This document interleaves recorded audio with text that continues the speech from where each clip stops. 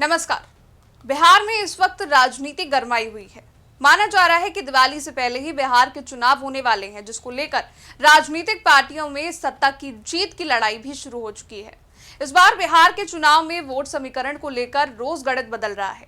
कभी आरजेडी, जो वक्फ के नाम पर बिहार में खेला खेलने की सोच रही थी, वो अपनी ही पार्टी के नेता तेज प्रताप यादव के मामले में उलझ गई है, तो एक तरफ कांग्रेस है जो अपने विवादित बयानों को समेटने में लगी हुई है, तो उधर एनडीए में अपनी किसी भी प्लानिंग को अब तक फ्रंट फुट पर नहीं रखा है।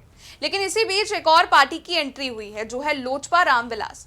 पिछले दिनों लोजपा ने यह ऐलान किया कि अब चिराग पासवान बिहार में चुनाव लड़ेंगे, जिसके बाद आरजेडी और एनडीए दोनों को ही झटका लगा है और अब लोजपा रामविलास नव संकल्प महासभा का आगाज कर रही है, जिसका आयोजन कल होना है।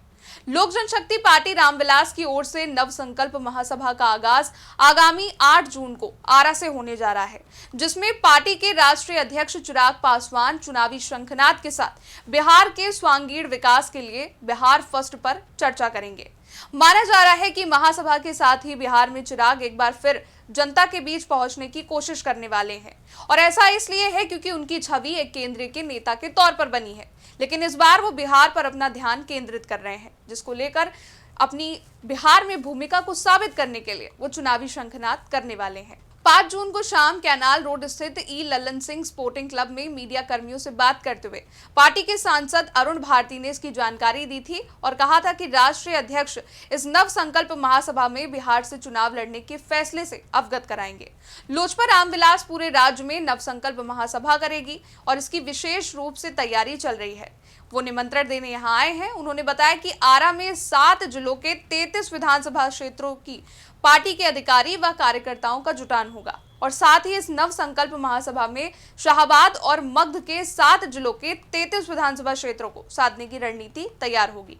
इससे पहले 2020 विधानसभा चुनाव की बात करें तो पार्टी ने 137 क्षेत्रों में चुनाव लड़ा था, जिसमें काफी सीटें शाहबाद क्षेत्र से ही थी और उस वक्त लोजपा रामविलास के कारण एनडीए को इस क्षेत्र में काफी नुकसान भी हुआ था और इसके बाद 22 में से महज 3 सीटों पर ही एनडीए को जीत मिली थी, जबकि बाकी सीटों पर महागठबंधन ने अपनी जीत दर्ज की थी।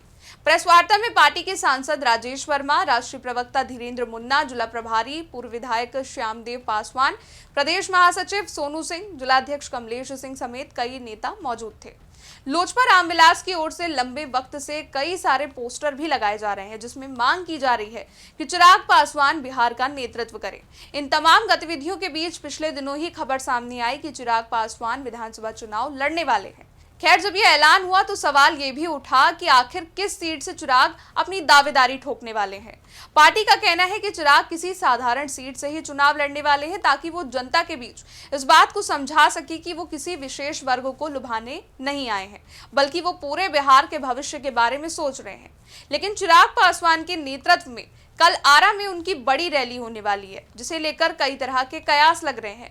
कहा जा रहा है कि इस रैली में चिराग पासवान ये ऐलान भी कर सकते हैं कि आखिर वो किस सीट से विधानसभा का चुनाव लड़ने वाले हैं। इधर उनके द्वारा विधानसभा चुनाव लड़ने को लेकर सीट पर जोर शोर से चर्चा है।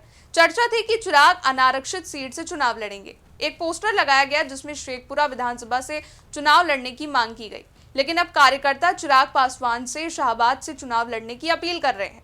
दरअसल लोजपा रामविलास के मुख्य प्रवक्ता राजेश भट्ट ने अपील करते हुए कहा है कि शाहबाद को किसी भी सीट से यदि चिराग पासवान चुनाव लड़ते हैं तो हम जैसे कार्यकर्ता उन्हें प्रचंड बहुमत से भारी जीत दिलाने में कोई कसर नहीं छोड़ेंगे। और कुल मिलाकर अब देखा जाए तो उन्होंने शाहबाद की किसी भी विधानसभा सीट से चुनाव लड़ने का निमंत्रण चिराग को अब दे दिया है। ऐसे में अब हर किसी को बस कल का इंतजार है कि चिराग क्या ऐलान करते हैं, किस सीट पर उनका फोकस रहेगा और पार्टी की आगे की क्या रणनीति रहने वाली है।